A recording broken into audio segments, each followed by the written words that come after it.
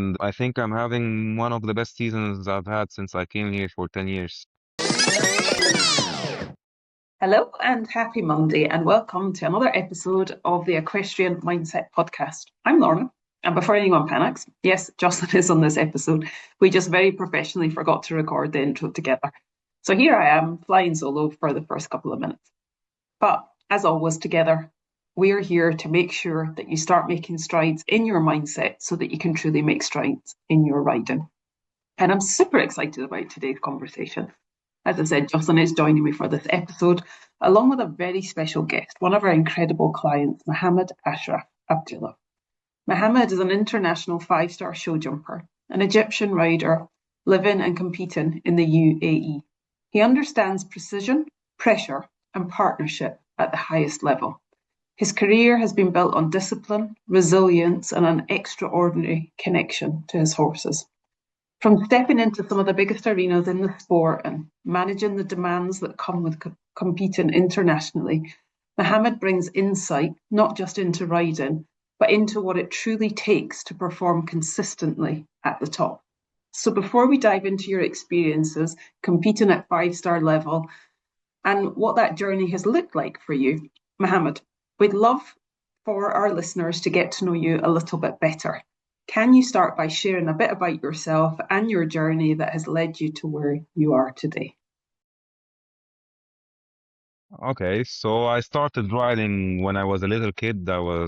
My father was a horseback rider, and he now is a course designer, and my mom too, she was a dressage rider.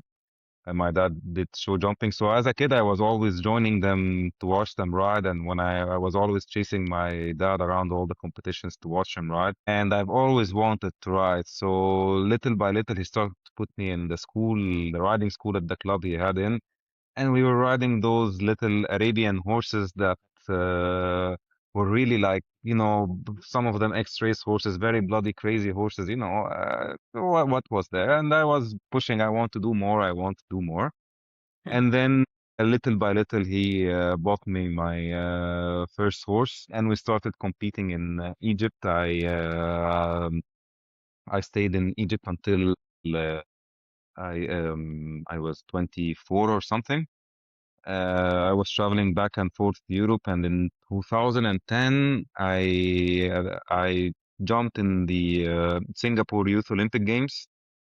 We got a bronze medal. Funny enough, we had some of the best riders in the world now with us, Martin Fox and Nicola Philipparts. And at the beginning, in the first 2 days, I remember in Singapore, they were all struggling with the horses because the competition was in Singapore, right? And it was borrowed horses. It was not our horses. So this was in my advantage because I couldn't afford the horse at their so many riders level. And the horses they got us were Australian thoroughbreds. Some of them were even X-race horses.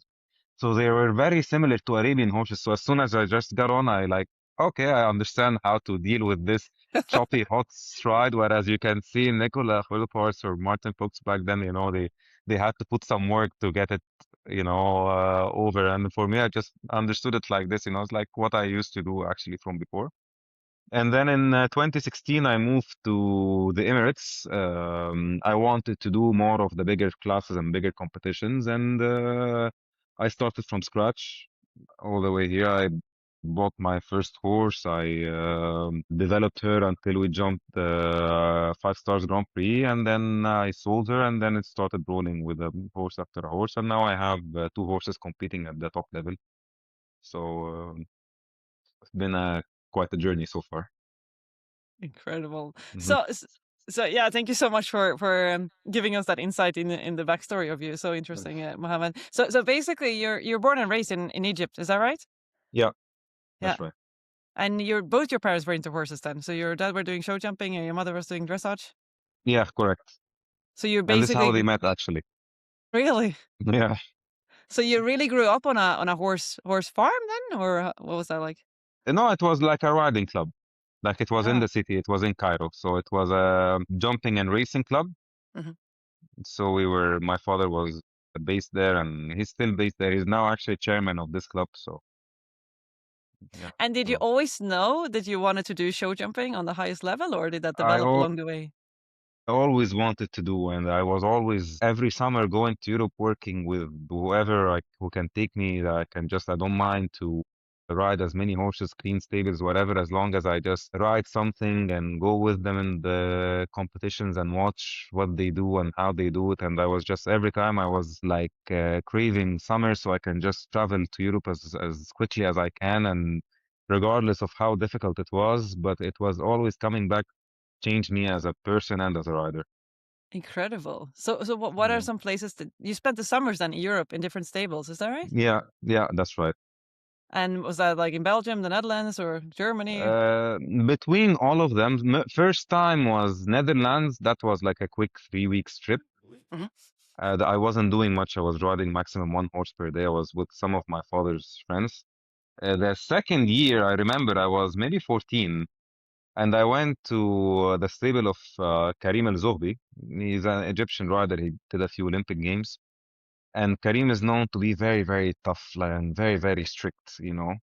And I can say that I learned so much from him at the age of, I was only 14, I was a kid, huh? Wow. And Karim, he has the word problem does not exist in his dictionary. Nothing is a problem. And what is the solution? Figure it out. He used to tell me this phrase, the army or the military told you to figure it out. You're in the desert, you're on your own, figure it out. So at the beginning, of course, I was struggling, and back then, by the way, I was much shorter than how I was, and I was quite chubby.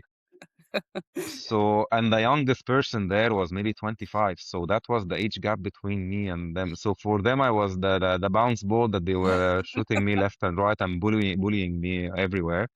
And even Karim was putting me in the walker with the horses. That's how strict he was. Like I was in the walker with the horses No. running around in circles. Yeah, just so I can lose weight and be fit and stuff like this. Karim had no, if you touch a pole and you knock, you get off the horse, you put the pole and you get back on. If the horse doesn't let you on, then you have a problem that the horse doesn't trust you. Leave. And that was this. I was getting kicked out every day of the arena and getting punishment on daily basis to an extent. At the beginning, I was upset, then got really used to it. You know, every day there's some fault. And there is no leg up, there is no step. So, and I was short. I had to lengthen the stirrup all the way down, put my foot, get up, shorten it again. And then he started doing a countdown, like in 5 seconds, I have to do all that, or then I go in the walker again, and so on and so forth. Even as little as I need to go to the supermarket, not my problem. I was again 14 years old. I was taking the bicycle and going like 2-3 kilometers and to go to the nearest city to get some chocolates and cakes, because obviously not that I know how to cook now, but back then it was even worse, you know. So and that's how I was doing it. But if I go back in time, I would do it every year. I would do it more and more, honestly. Mm. Yeah, I was just gonna say, it wasn't like all those things were putting you off. It just lit your No, fire no, even more.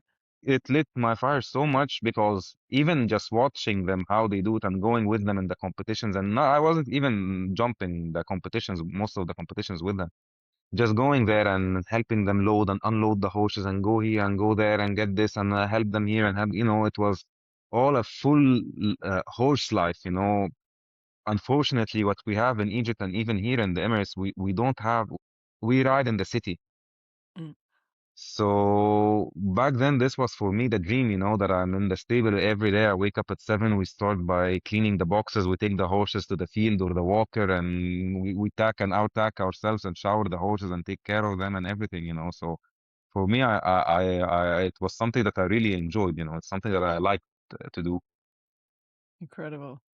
So Yeah. you're 14 back then, and you went back then in the like. So you spent the summers in different stables. So Yeah. where did you go from there? Then you said you got to this. It was very frustrating in the beginning.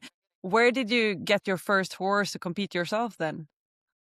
At this time, when I was at Karim's place, he got me the first proper horse to compete in. And I remember he got me this mare, and she was very, very green and very out of shape. And again, our budgets was not that big to get something. So I had to develop this mare while I was 14 at the same time to jump her on the bigger tracks. I remember the first competition in Egypt, Karim was there. He was doing a clinic. And I went in the 110 and I had like 3 downs. So he told me just go in the 120. What's gonna happen? You know, at least the horse learned something from the if he knocks another 2, 3 down. And the mare, for some reason, I think she understood that she needs to jump a bit careful. So she started jumping so well the first 2 jumps to an extent, and like I said, she was very green.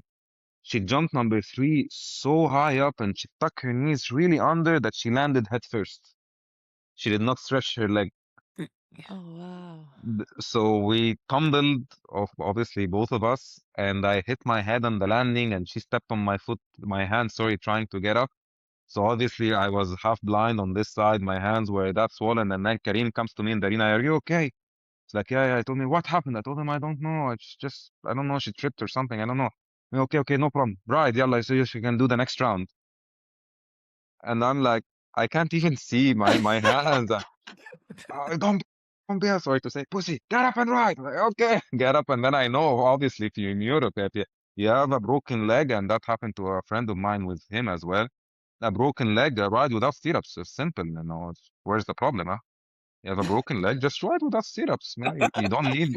Yeah, he is like this, you know, and I learned a lot from him. So this was my first horse, and then little by little, I jumped this mare until the 145 Oh, wow. in Egypt. Yeah, yeah, and then we sold her, and I had another horse, and I had back then another sponsor who was giving me 2 horses. We sold them in Egypt and in Saudi Arabia. And then I had one more horse that I was riding until I decided to come here, and then we sold him in Egypt. It was a partner with a friend of mine. Again, was a horse we bought, was very green and was very, very unorganized. And for somehow I understood this horse so well. In 6 months, we took him from trying to get over the 110 to jumping the 140 and placing. And then I sold him, and then I came to the UAE. And from here, I really, really started from scratch. I did not want to take any money from my parents. So I was riding really like a very low quality horse from the guy who asked me to come here and work for him in his company. And I was studying my master's also back then here in the UAE. And it was so bad that one person here, he saw me riding this horse and he said, man, you cannot ride this. And he just lent me a horse, you know, so I can just, you know, have something a little bit decent from how difficult and really, really low quality. And then little by little, my father supported me a bit. With him and another friend and another guy, we were 3 people. We bought one horse. I developed it, and then we were looking to sell him because, you know, it was a partnership. And right, we had a client in Saudi, and honestly, the horses was not going as well as I was hoping he would be.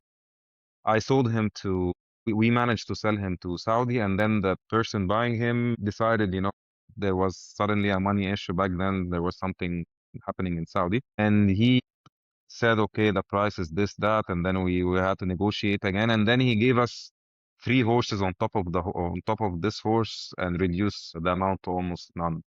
So back then I wanted to get rid of the partnership because obviously the horse wasn't doing so well. And then I ended up with 3 horses. One person took one horse, one of the partners, and he was very happy with her. One mare was maybe 15 years old. We sold her. And then there was one chestnut mare who was so funny. She could not stop neighing in the arena when I'm riding her that I used to block my ears. And she was stopping in flat work. Not even just I was cantering. Suddenly she stops and she's looking at something, and I cannot pull left, right, nothing. She never goes inside the arena and she never goes outside the arena. Someone has to pull her in, someone has to pull her out. She doesn't go through it, doesn't, regardless how you kick, whatever, doesn't go. And you know, I was at this time, I wasn't doing very well mentally or even financially. So, you know, I was really considering, you know what, enough and is enough. Let's focus on some business and let it be, you know. I'm not gonna hustle all my life to try to get a horse and then it doesn't work out and this and that. And I started jumping the mare. She was okay, but she hardly jumps the 120, you know, like really nothing scopy or anything. And I had one lady who was interested. So I was like, okay, there we go. Finally, we're gonna sell her. And I remember the price was 25,000 euros. Shipping a horse to the UAE only is 6,000 euros. If you're gonna travel and buy a horse, try it, buy it, whatever. So basically, it's like you bought this horse for 12,000 euros. It's nothing. This was in 2018. And the lady tried her, she loved her, everything was good, but then she wanted to do a second trial in 3 weeks because of her trainer is coming. And I was like, again, waiting, blah, blah, blah. I just want to get this over with, why isn't this moving on? Like, what more can I do? Blah, blah, blah. And then it was during one 5 stars competition here in the UAE, and my father was here. He was one of the course designing team. He asked me, why don't we try to jump it ourselves, like give her like a proper jump, and we see, I told her, okay, but I mean, she's a nice horse, but I don't think she's gonna struggle. I told her, okay, no one is there. Let's just have a few jumps and we see how it goes. We warmed up, took a few 120 jumps, and then my father just put the jump like 140, 145. I told me, come, let's see. And suddenly I felt like this mare at front of the jump, she just raised her head up, and it's like she bloated her body, her neck went wider, and she like engaged. And she jumped one of the most explosive jumps I've ever felt on a horse, to an extent that I almost fell after the jump. And I just stopped and I looked at my father and we kept staring at each other for like a few seconds, like, what just happened? What have we got? Yeah, like, what just happened? We have no idea. And then he said, okay, come again. I come again.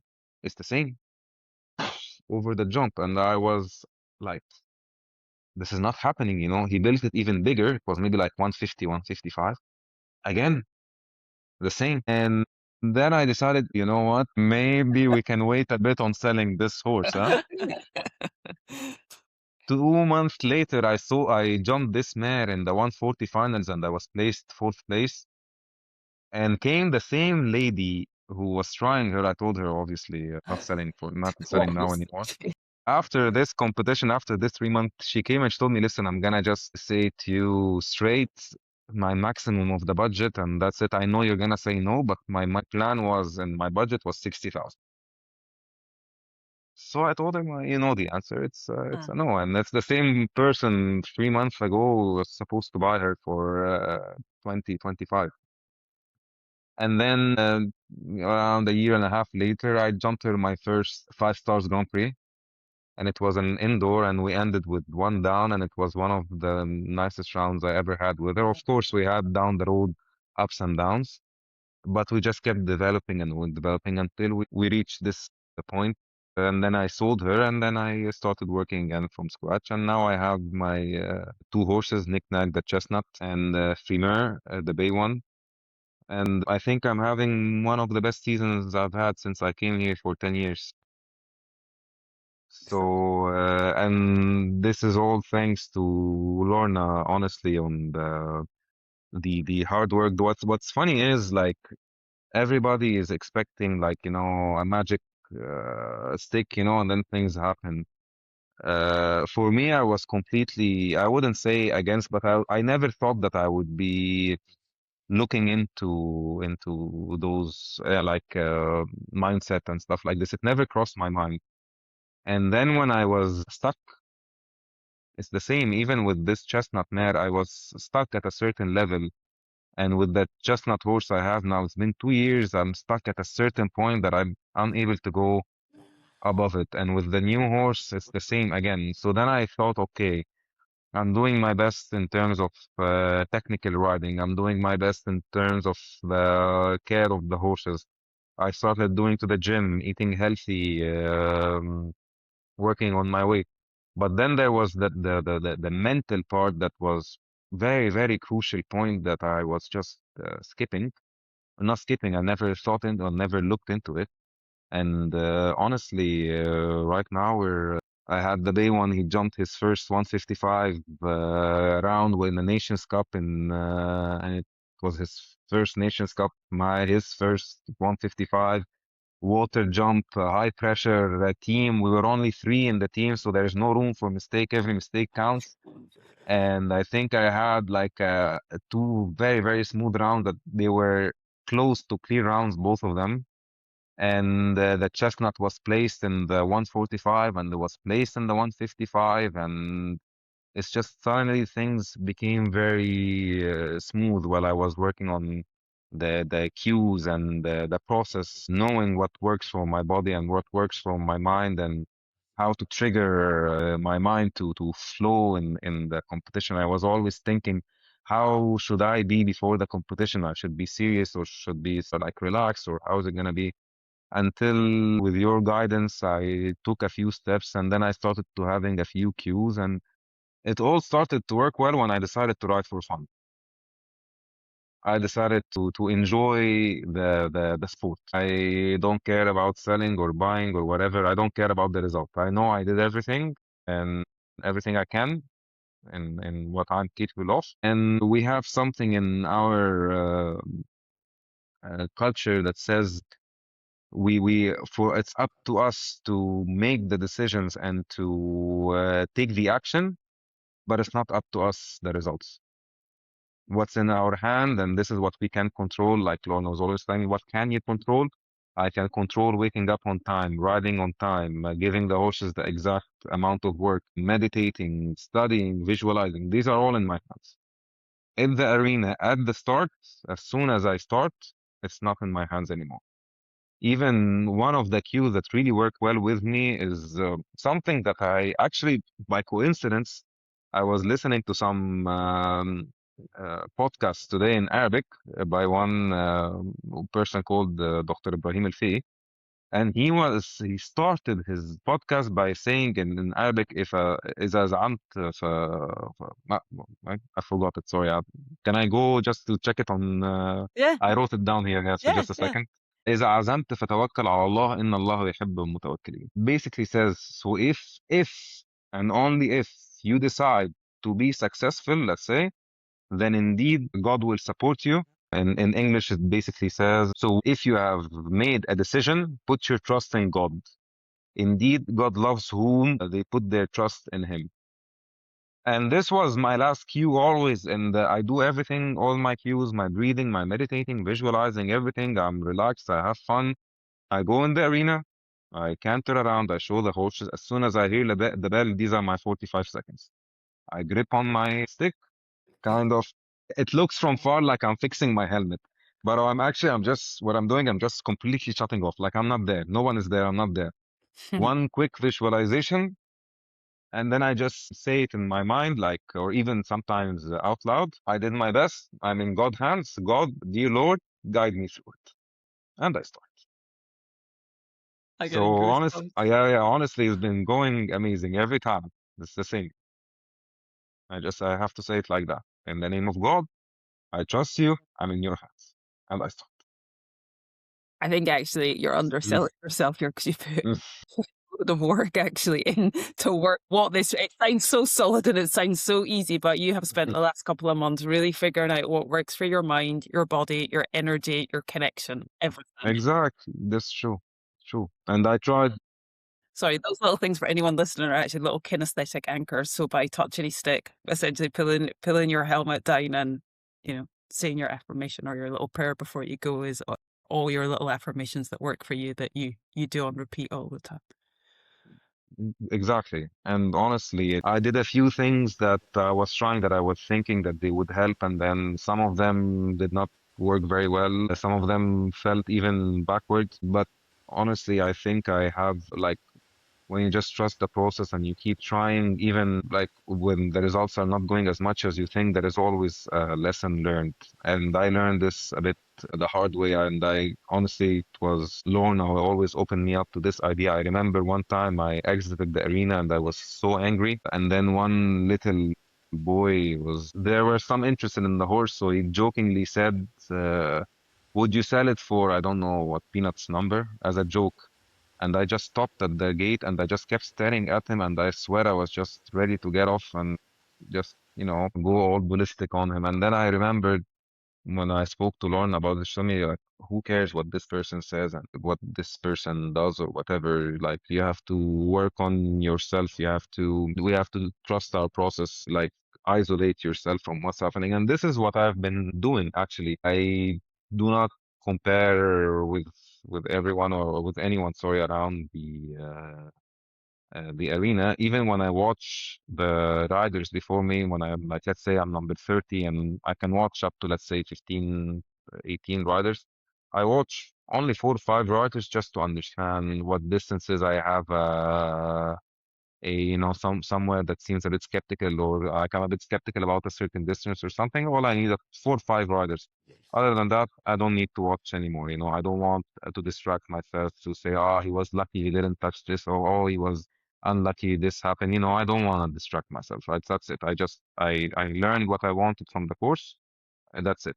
Some of my best results when I was at the beginning that I had no time to watch anyone. I just had to ride with my pure feeling. And like Lorna was saying before, like, if you're not doing a good job, then when you're doing a good job, people are gonna start talking about you and trying to trigger you and stuff like this. And that's true. If you are a nobody, nobody's gonna talk about you, or you're not gonna have any how do you say, competitors. I don't want to say the word enemies, but like if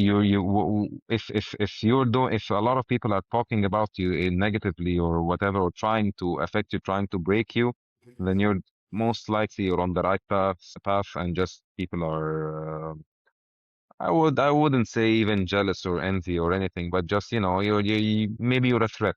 So don't take it the wrong way. Actually, you can take this as a positive way, that you are on the right track. Just have to keep doing what you're doing, and eventually, like always, Lorna was always telling me, eventually the results come. Like eventually, there's no way around it. When you're on the right track, for sure you're gonna get there. There is no third to.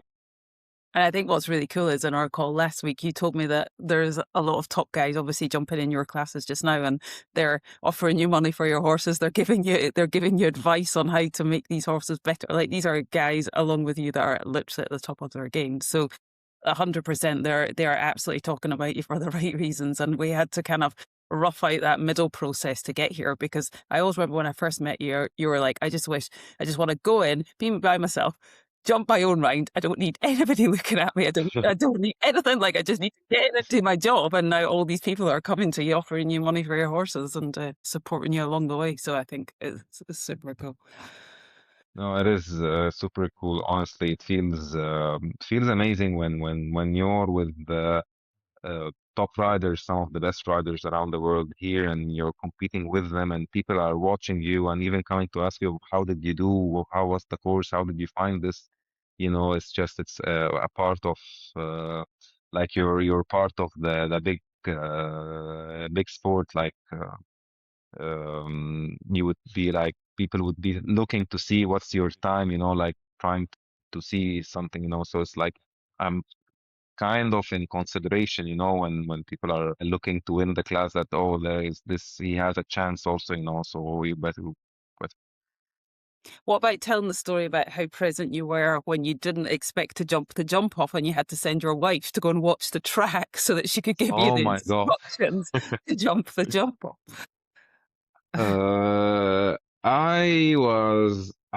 This was Al Shira show, and I did not want to do the shows by any means. I had an okay, I had a good show, I would say, with the day one. And the chestnut did not go well in this show. In this arena, it was quite a hard and slippery arena.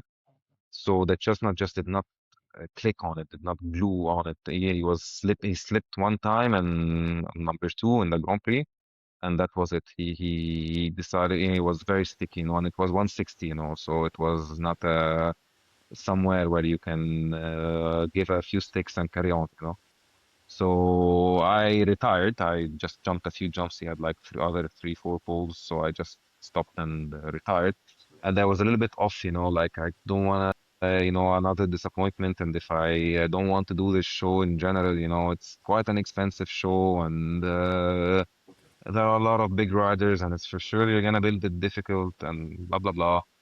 So I decided to take the Bay one because when we had the confirmation of the Nations Cup, I thought I want to do another 150 round with him, just that he did well in Abu Dhabi. He had one down in the 150, so I wanted another round just to, affirm it, to feel positive with him. So I decided, okay, I'll just take the Bay one, and that's enough. And then came to me the team manager, I would say, like my the manager of the club I'm in, and he told me, why don't you take the chestnut as well? And I told him, it's expensive, and then he can go and have one down, and then what's the worth of it? It's spending a lot of money, like 600, 700 euros for what? And then he said, "Oh, just take him, And even my father called me. Then he told me, take him in the lower class. Let him have a little bit and ease off, and then we see how it goes." So I decided, you know what? Okay, fine. Let's take him. Who cares? I took him, and then I decided to jump him the 130 on the first day. It was on the 2-star. And then the day one Premier was in the 4-star, so I decided the day one will do the first day the 140, second day the 150, and the chestnut will do the 130 the first day, and then we see how it goes. And even the first day I arrived, everything is fine, and I discovered that we forgot the competition bit. So I was like, okay, there's the start. We forgot the competition bit. So I had to ride him with the snaffle, and it's a bit of a different type of film. It's not the one that you can find at any shop. So I had to ride him with the snaffle. Obviously, he was very strong, but I put him in the 130. So it was okay. We had a clear round. He was still a bit tense, but he really cooled off. The Bay one was placed, I think he was seventh. Yes, he was seventh because the sponsor of this class is the agent of one of the brands here. And he told me, if you get first place, I'll get you a full tag for free. I told him top six. He told me 50%. And then I got seventh. I was like, and I got seventh on the last rider. I was sixth until the last rider. And the first thing when this happened, I went to him and told him, you lucky bastard, you got away with it. So he told me, it's just my luck, blah, blah, blah. I still took the 50%, by the way. But it was. So the second day, I jumped the day one, the 150, and it was a tough course, and he jumped amazing. I think he had one down, and it was for me perfect. He's ready for the 155. And the day one, I jumped in the 140. I had the film back then, and he jumped okay. I had also one down, and that was it. I thought, okay, he jumped good. What should we do? Call it a show. Anyway, the big one is done. And then we thought about it, and then we decided, you know what? While we're there, let's take him in the 145. No pressure. Just take it easy. And back then during the competitions, I would not give lessons. I would not go ride in the morning. This was a mistake I was doing that I decided to stop doing it.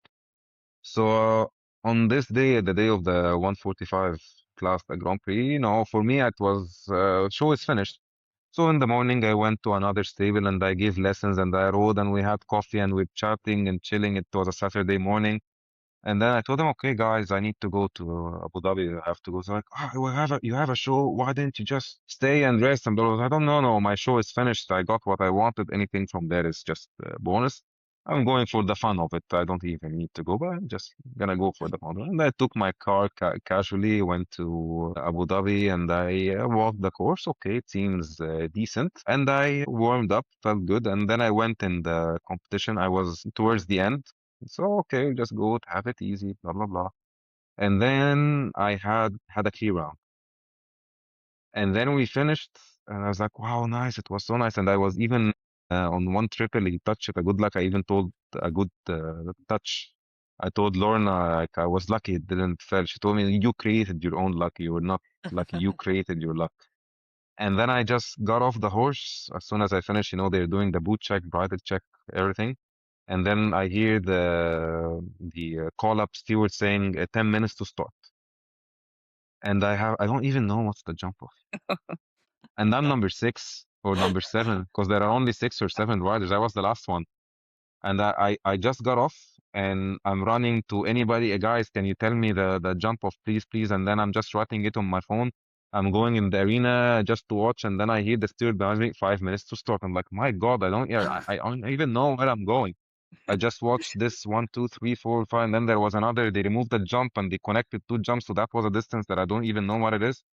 So I asked my wife. I told her, okay, I want you to stand here, and I want you to count everything, everything. If this is between 10 and 11 strides, I want to know every single rider what they are doing. And I just rode. I just got off the horse. He was still, like puffing, like he's still breathing loudly. We just finished and we're just gonna start now. And jump off at 6 jumps, so it goes quickly. Took two verticals, two oxers, and I have no idea what my plan is at the jump off or whatever. And then my vet was standing at the gate. He was working at the show. He told me, I'm just watching, and then with my wife, she's telling me this one put from here, this, and then from here, this, and we know we're standing, and I have to go in, and then I'm watching and trying to, okay, here, here, here, here, here, okay, and then my vet just comes next to me and like puts like his hand on my horse, and he tell me, listen, just unleash the dragon. And then I decided, you know what? Sorry for the language, fuck it. I just galloped in. I galloped in and I just started. I decided, I go all in on it, go crazy fast, and even the first distance, it was an almost 6 strides. And this horse, he has a massive stride, but still it's a 145, 150. You don't go for a one less in that. And I decided I'm gonna do it. And I did it. I did one less and I took off. I felt like I'm taking off from a mile before the vertical, but that was fine. Turning around, pushing all in. The only thing I missed is one turn. I could have cut one stride, but then I was a bit conservative, and I ended up third place in this Grand Prix. And between the first and the second, first, second, and third were all fraction of a second. Like it was less than a second between each of us. I just discovered after that the more you put the pace and more you just let it be with this horse, the more careful the jump, the more you try to protect him, the more likely he's gonna touch. And just like that, I discovered something new about the horse by just going in and letting it be from a competition that I was not even planning to do. I didn't even have a hotel booked, nothing. I was just going there and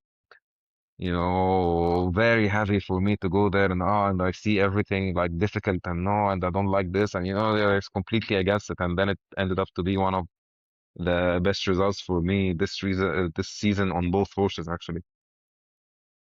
So Incredible. sometimes just you have a plan and then the universe that takes you in a different direction and then it turns out to be the best decision ever. And it took me like I wish like anybody who's listening to understand that it took me much longer. I wish I had learned this a bit faster than that when things don't go according to your plan, just sometimes the universe has its own plan. If I had sold this mare for 25 or 20,000, I wouldn't have been riding until now. I wouldn't have had a jump start to have two horses and here and there.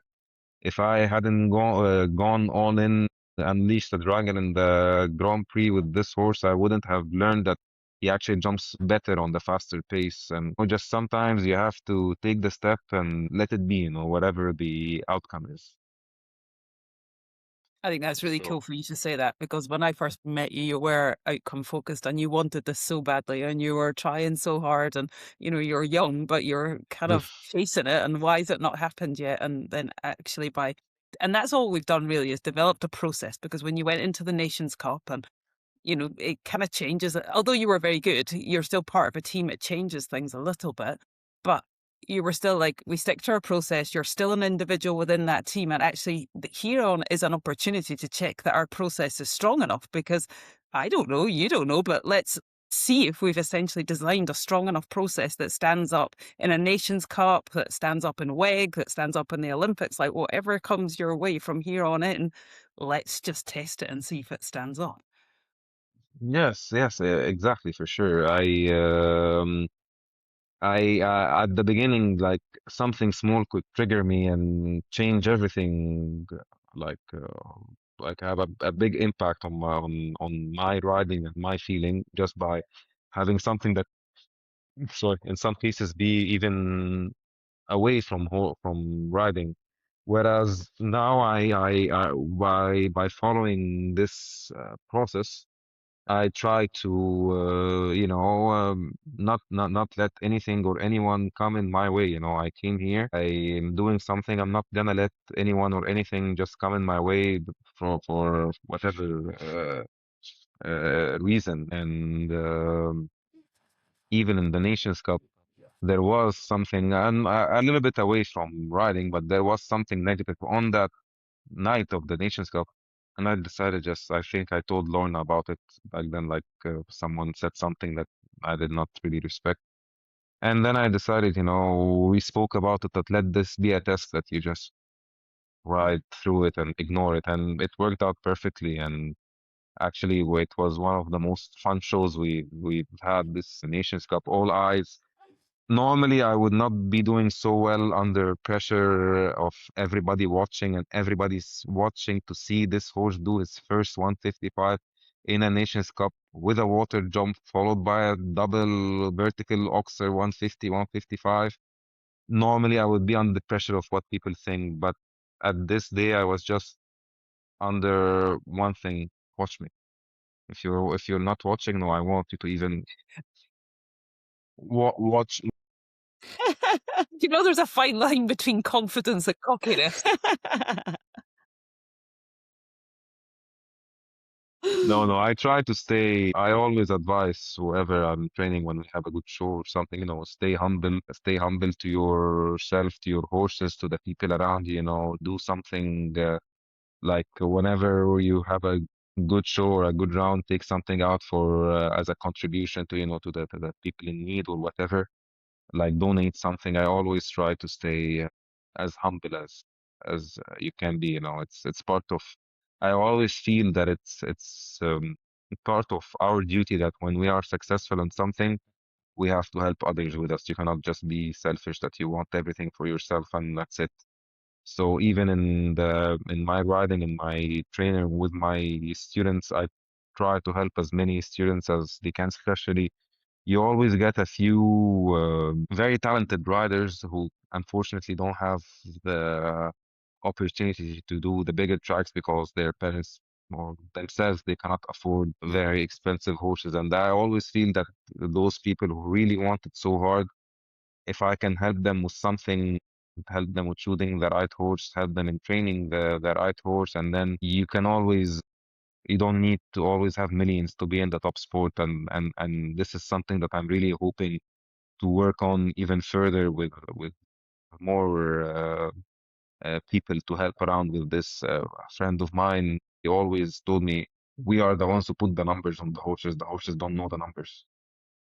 So if you just get the right horse and you work on it and you work hard enough, you might actually hit a jackpot. And it can always be a start. You don't need to get a cheap horse and sell it expensive. You can get an average horse, sell it for a little bit more, and develop something. Maybe you will land a sponsor who will give you a horse, and that's what I'm trying to work on with others, that you don't need just cash bills to get there. You can actually work on it and get through it. And when I was a kid, I remember one guy, my father's friend, he told me, listen, when I was always watching the Grand Prix riders with all their, million euro horses and blah, blah, blah, he was telling me, listen, there are two ways to make it in this sport. Either you buy it or you make it. To get there to the top level, you buy it or you make it. And I decided to make it. Obviously, I don't have a lot of choice there, but honestly, the process of making it is so much fun. This Bay one Frimer at the first season, we were literally struggling in 140. In the first 130, I remember there was a four stride distance. Got him with some space. He put a small stride and he couldn't even take off. And just trusting that no, he can do it. He just needs to learn and he needs to get stronger. Seeing what works to this horse and asking for help from people that you trust and they are happy to support you, people with the same mindset and mentality, and then you start seeing results. Honestly, this process is so much fun. I was discussing with Lorna the other day. It's the journey that makes sense, because I was listening to this podcast that they were saying, okay, when you win a trophy, the celebration is minutes, literally Mm. minutes, and you take the pictures and that's it, it's gone. But the journey is what takes the time, and that's what you really learn from, and what you really should be enjoying is the journey to get to the top level and be able to jump and win. Because again, that's what I'm hoping to do with more horses and more riders, is have more journeys on different tracks and different competitions. Incredible. So, Yeah. yeah. Yeah. Amazing, Mohamed. And I feel like I think this is the podcast so far where I've said so little, but I think it's incredible because like every time I think I'm going to ask a question, you just somehow cover that anyway. Like you get to that part in your story. So it's amazing. One question I do have, if you don't mind me asking, No, of course. I know in the beginning when you were just starting to work with Lorna, you were talking about that you had certain hesitations and to start doing some kind of mental work because there's a Yeah. certain stigma that lives in the sport, especially over in the where you're based. Could you speak a little Yeah. bit about that? So for us, it was always like kind of like, I don't want to say the word shame, but let's Mm. say, for example, and until now, it's quite common that if you talk to a psychologist, then you're crazy. You have a mental disorder. Whereas actually nowadays, with how much we're exposed on social media, and how much you live in 20 different worlds, you actually need someone to speak to freely. And this person most likely is not your friend and your parents, because your friends and your parents, they have certain ethics and certain expectations out of you. So there will be a certain direction that they are taking regardless. But when you speak to someone who's completely neutral, this is where actually the new doors open up for you. And this is exactly what happened with Lorna. Always asking for my father's advice and my trainer's advice and my brother and my wife and everybody, asking for everyone's support. And everybody was telling me advice based on their perception, based on their ethics and morals. But when I started speaking with Lorna, and even at the beginning, I remember I told her I want this, to really be between us. I was a bit, Mm. I was not really, I was skeptical about it. And like I said at the beginning, I was doing everything, and there was always this point that I was stuck at a certain level, at a certain flow, that I was stuck. It's not moving. And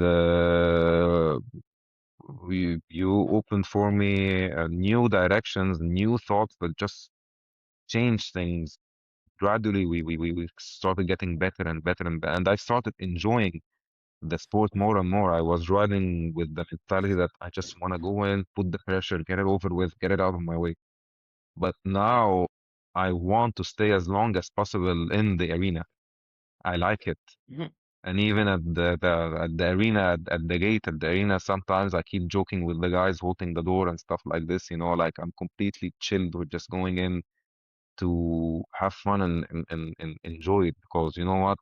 I did everything I can in my hand, everything I can. The rest is just, you press, you rewind the video, you put the TV on, you put the tape in, and that's it. You just press play, and you sit back and watch. So that's the press play button that I was always looking for, where I was, instead of just trying, to get there and, getting really angry every time, like banging my head when I get a fault or something. Whereas, okay, we learned something that definitely I'm not gonna do this mistake again.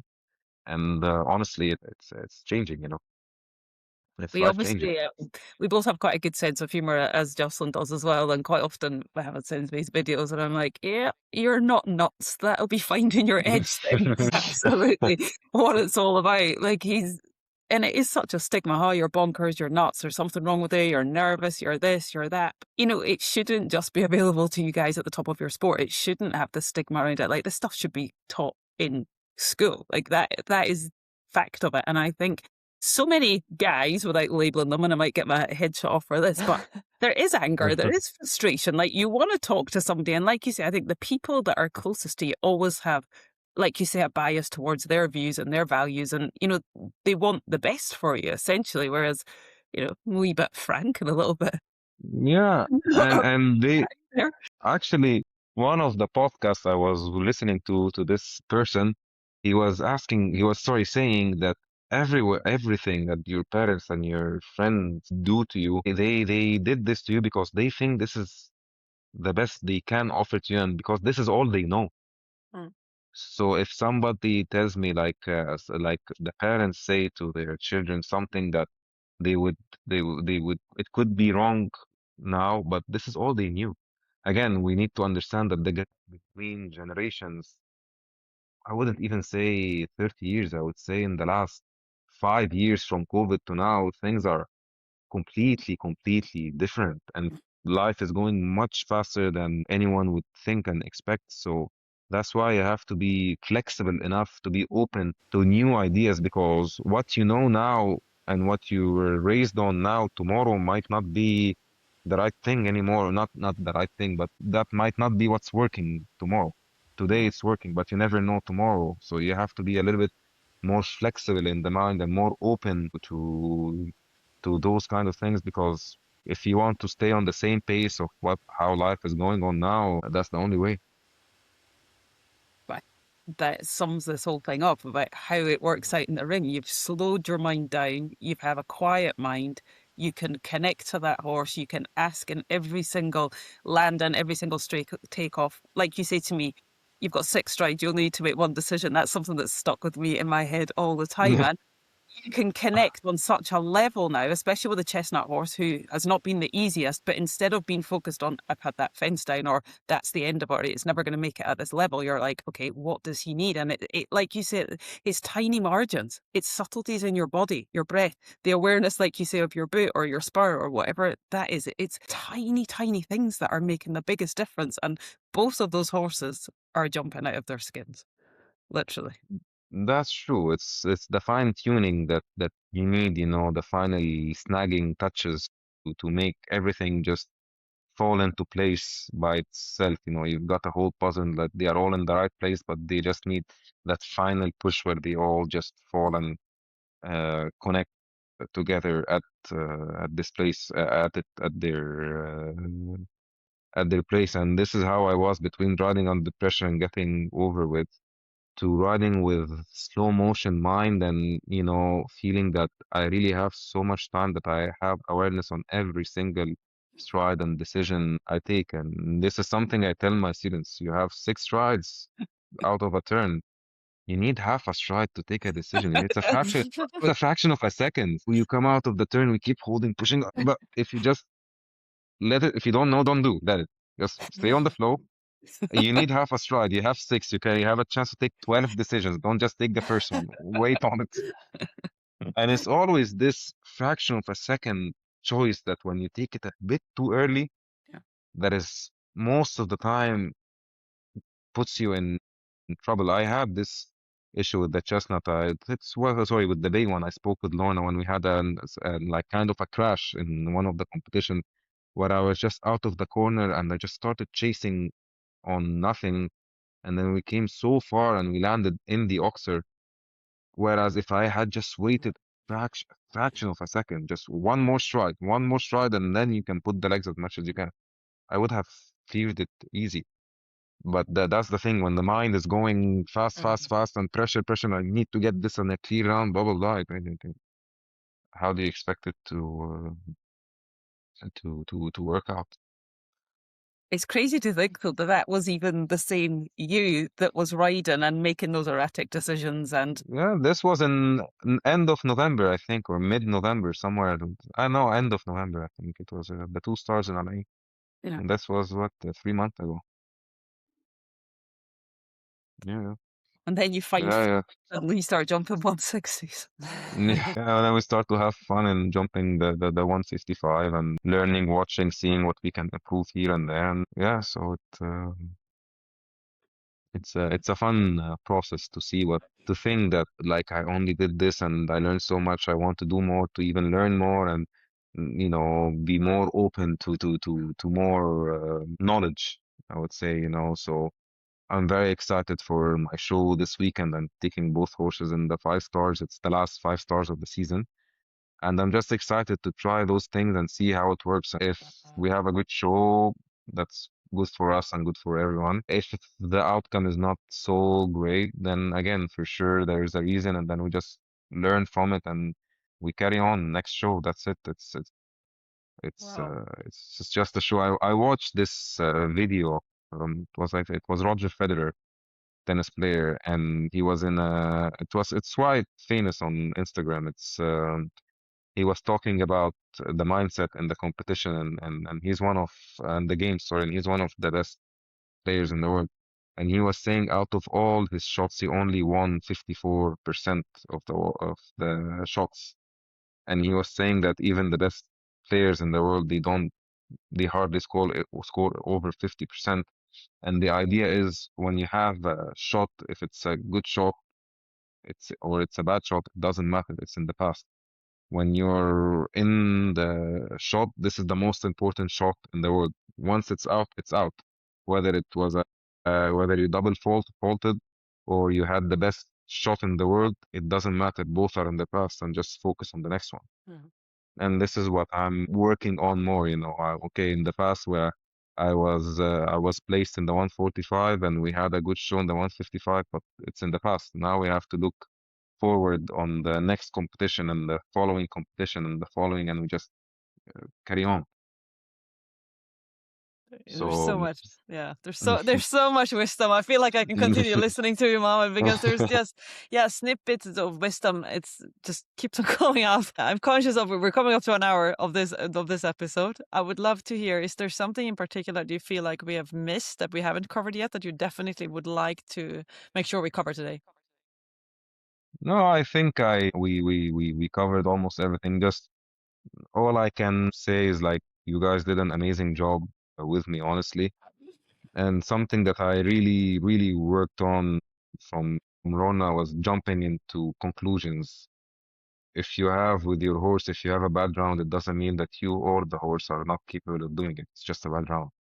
It's just a bad show. Anything can happen. There are so many factors in our sport that you cannot just draw a complete conclusion that this horse is capable or not capable out of one round. So, and that's the speed of the brain that I was really like this. And now when I cooled off, I actually started something that I started to work to take on in everything, not just with horses, even in other things, don't draw a conclusion yet, give it a chance, wait on it, and then we see.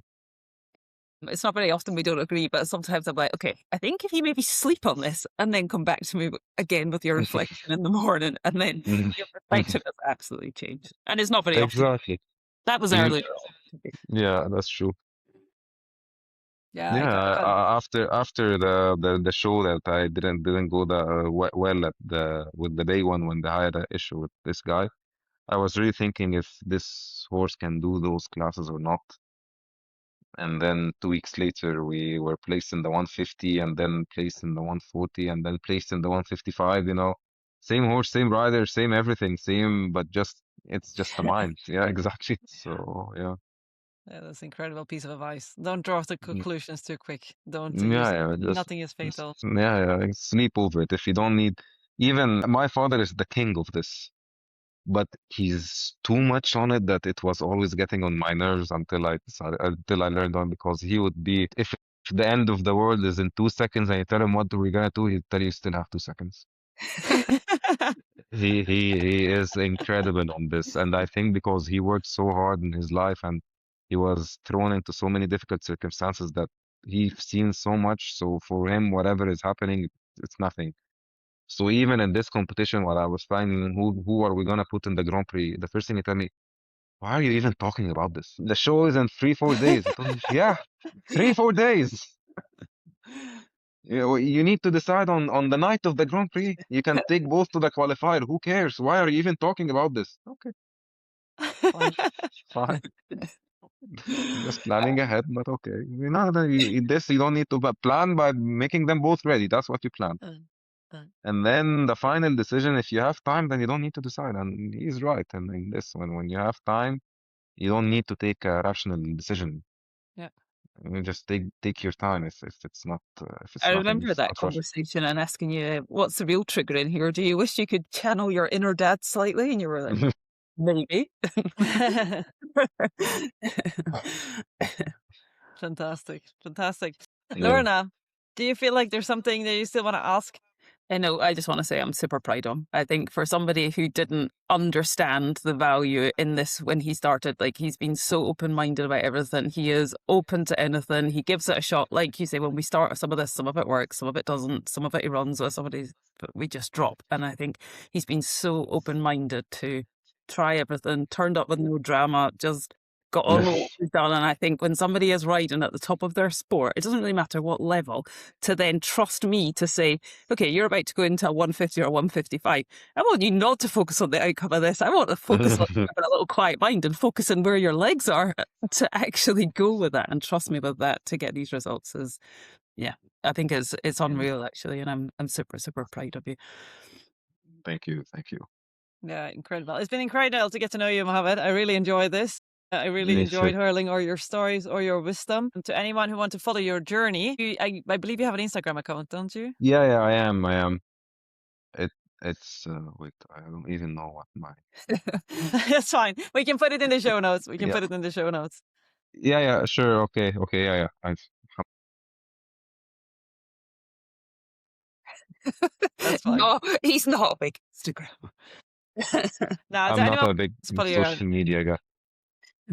Yeah. Maybe that is an example to take for all of us, actually. But yes, I know that you post every now and again, so on Instagram. So anyone that wants to tag along and follow your journey, we will definitely put the Instagram handle in the show notes of this episode. Anything else, Mohamed? Thank you. I think that's all. Thank you guys for your hard work and your effort and for believing in me. And I'm really glad I took this choice, this decision. Me too. Incredible. Well, if you're listening to this episode and you find this really, really interesting, then do make sure you follow this show and do make sure you follow us on Instagram so you get more mindset and performance tips. And if you're listening to this now and you think, actually, Mohamed has convinced me, I really want to jump on the mental train as well and get some support with this, do get in touch with us. You'll find the details in the show notes as well. And as always, we're going to challenge you to start making strides in your mindset so you can truly make strides in your riding. And we will see you on the next Magical Monday.